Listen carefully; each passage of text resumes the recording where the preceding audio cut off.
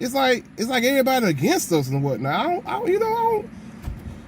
I guess that's the price you have to pay for being on top.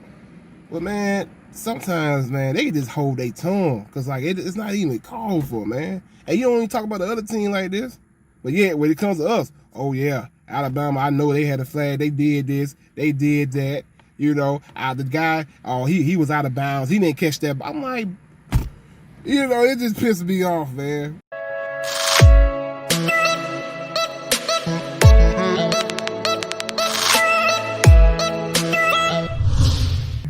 What's up, college football fans, sports fans, and fans of my channel? Guys, if you're new to my channel, please consider subscribing, liking, commenting, sharing, all that good stuff. It really helps me out, helps my channel out, guys, helps me to grow. And also, guys, all my returning subscribers, thank y'all so much, man, for coming back, watching all my videos from beginning to end. I love you guys. I love you. You all I got. You all I got, baby. You all I got. And guys, welcome to today's video, baby. I finally got my computer out the shop and whatnot. So I think we're back on the road as of right now. So but yeah, with that being said though, guys, I want to go over yesterday's game, man. Alabama versus Texas A&M, the good, the bad, and the ugly. And guys, I'm gonna start with the good, man. I gotta start with the good. First of all, 52-24. 52-24, guys. Alabama covered from head to toe, first half, whole game, everything, guys. We did our thing, baby. We did our thing. Roll Tide, big ass W. So guys, with that being said though, man, let's get going, man, with our playmakers, man, because they were extraordinary. They were extraordinary yesterday, man. I am not lying. So anyway, guys, okay. First off, we got my boy John Mechie III, which I'm gonna call him Mr. Mechie as well, man. Everybody that is a playmaker, they got Mr. by their name. I don't care how old they is. 18, 19, 20, no matter. Mr. Mechie. Guys, he had a fingertip grab, guys, for 78-yard touchdown in the first quarter. I mean, and with Mac Jones, Mac Jones, man, got so much we got to talk about. But anyway, when Mac Jones threw the ball, man, he didn't throw the ball like in his chest. He threw the ball like right in front of him. Like he was just running. All he did was just did this. He just this with his fingertips now, and caught it with his fingertips, man, and scored a touchdown just like that. I'm like, bro, I don't think I ever seen nobody catch a ball like that. Pros or college. With their fingertips, like it was right in front of him. The defender had no shot whatsoever. Man, Mac Jones looking like freaking Tua Jr. back there. Or damn Patrick Mahomes back there. Okay, college version, Patrick Mahomes. But Mac Jones throwing that thing. And John Mechie, bro, I know he was good, and I know he was gonna be good. Like I knew all this stuff, but when I seen that fingertip grab, he didn't even look for real, man. He was just running like, oh, that ball, and scored just like that. So guys, John Mechie is the real deal, man. And then he ended up finishing with 5 receptions for 181 yards, 2 TDs, and when he came into the game, guys, he only had 6 receptions for 65 yards in his career. So that alone, man, he did his thing, guys. It was beautiful, man. It was beautiful, man. Oh my gosh. Then next up on the board, we got Devontae Smith, man, Smitty. And he getting, my gosh. Guys, it's gonna be a long video.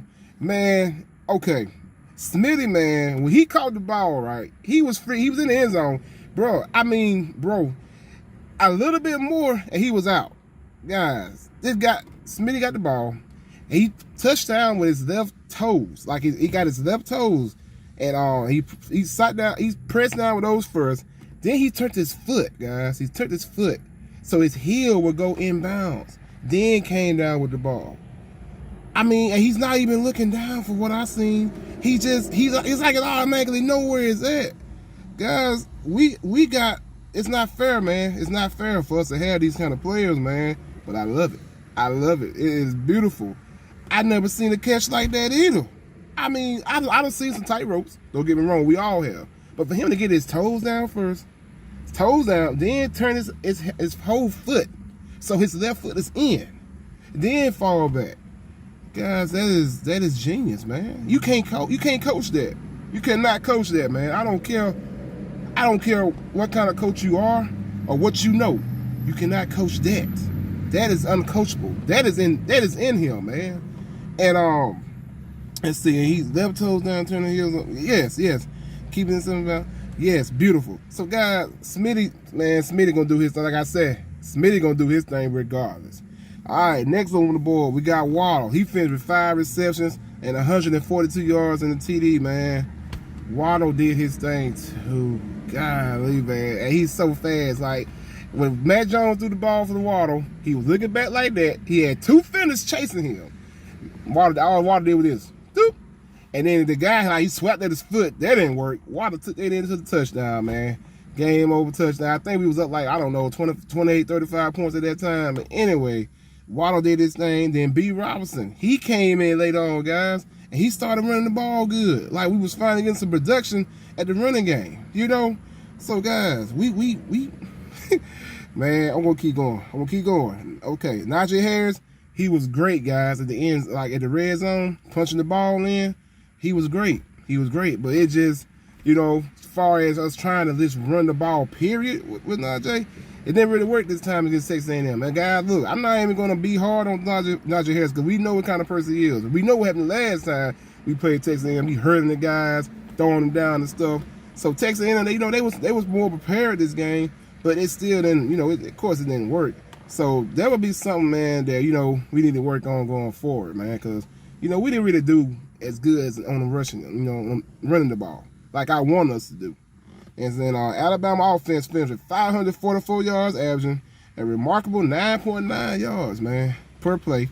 QB Mac Jones set a new career high with 435 yards passing and 4 touchdown passes. And Jones' 3 career pass touchdowns of 85-plus yards are the most by a tied QB.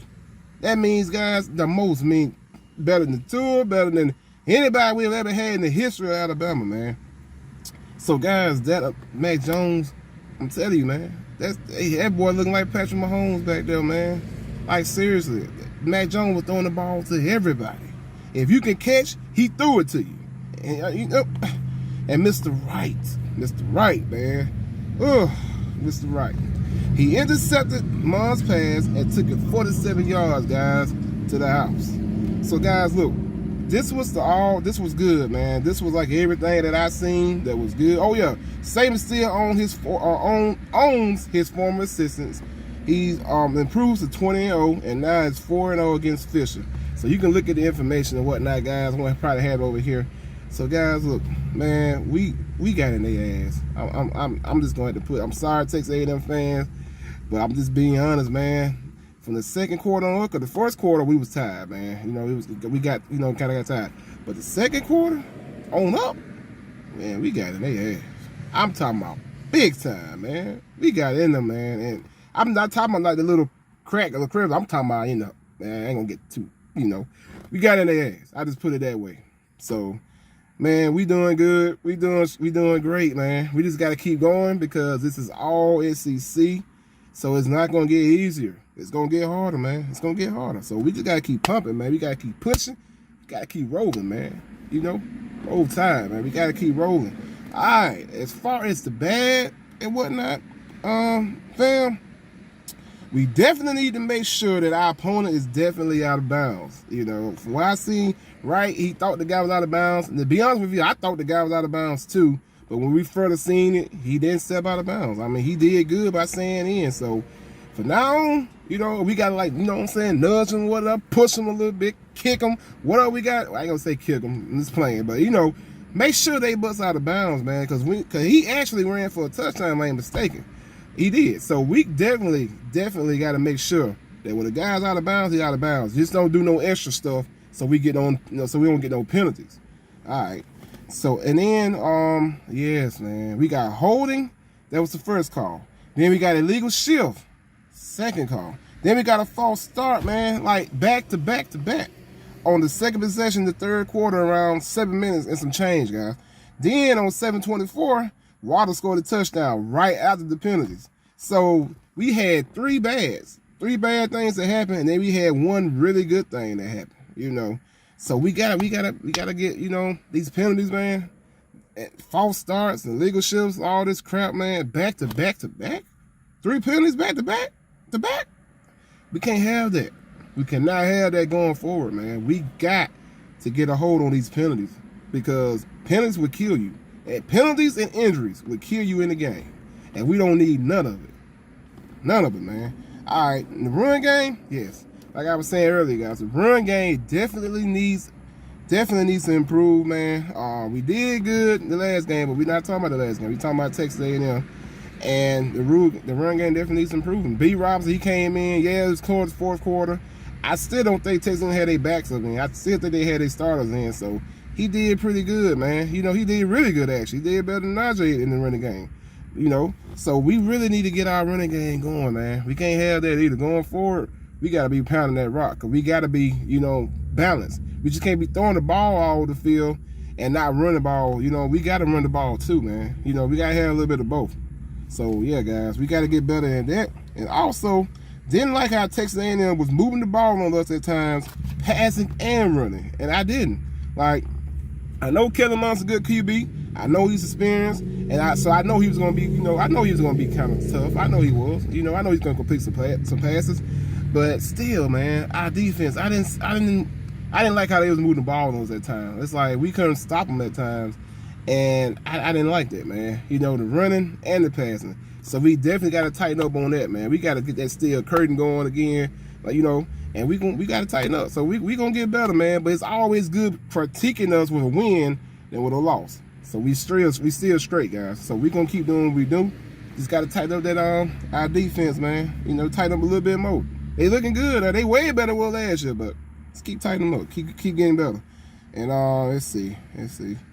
Oh, yeah, especially, okay, I didn't like how they were moving the ball on us, especially at the end when they almost scored a touchdown, but it was intercepted by our guy in the end zone. So, yeah, man, very last, you know, plays, the game by the end, I know they had their backup in. We had some of our backups in, too. And, God, they moved the ball like just like Missouri was, man, the last, you know, couple plays. And I didn't like that, you know. If we hadn't got that interception, they would have scored. They was going to score, man. So, I'm glad we got the interception. But we gotta tighten up. We just gotta tighten up a little bit, you know. All right. Now, as far as the ugly goes, I'm sorry for cussing, guys. The dang commentators, man. Gary